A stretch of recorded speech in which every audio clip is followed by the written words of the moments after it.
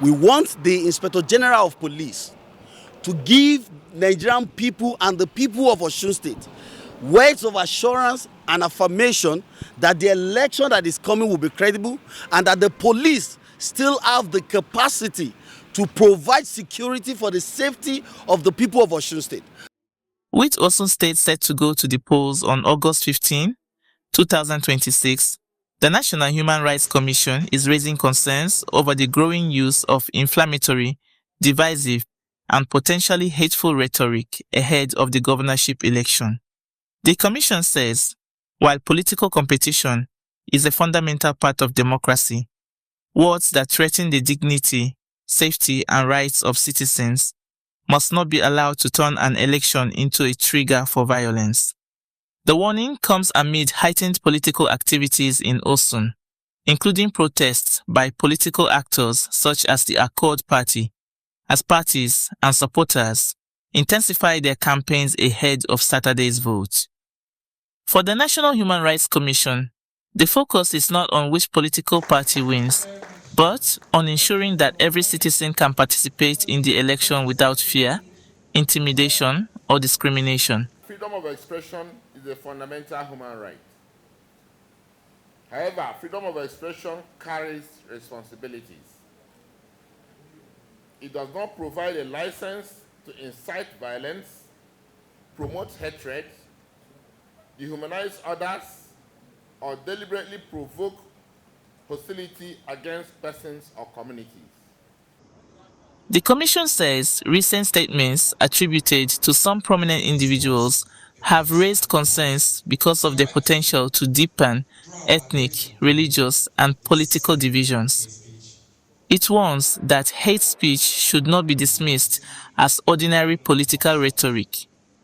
According to the Commission, when individuals or communities are portrayed as enemies, inferior, dangerous, or undeserving of protection, the consequences can include intimidation, discrimination, violence, and the suppression of political participation.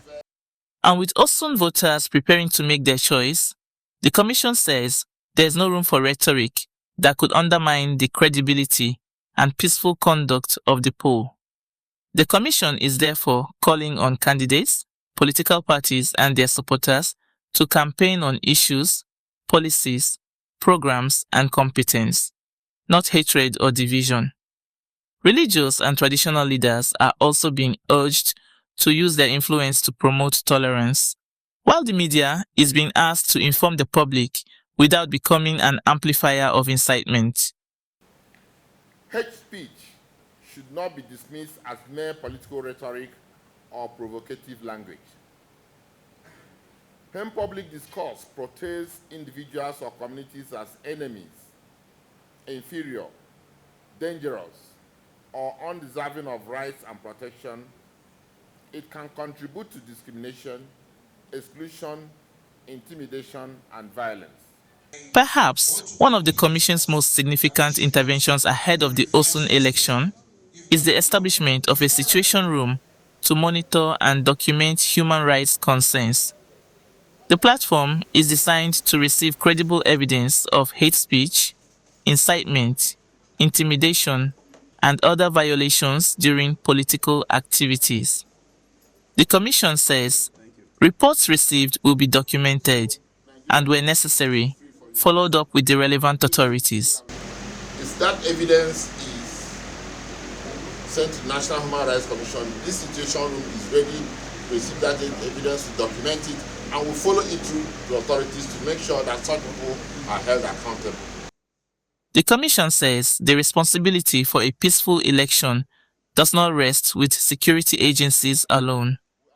Every stakeholder has a role, from political parties and candidates to religious leaders, the media, young people, and ordinary voters. And as Osun prepares for Election Day, the message is clear. Disagreement must not become hatred. Political competition must not become violence. And political differences must never become a justification for attacking another Nigerian. The Osun election would test not only Nigeria's democratic process, but also its ability to manage political differences peacefully.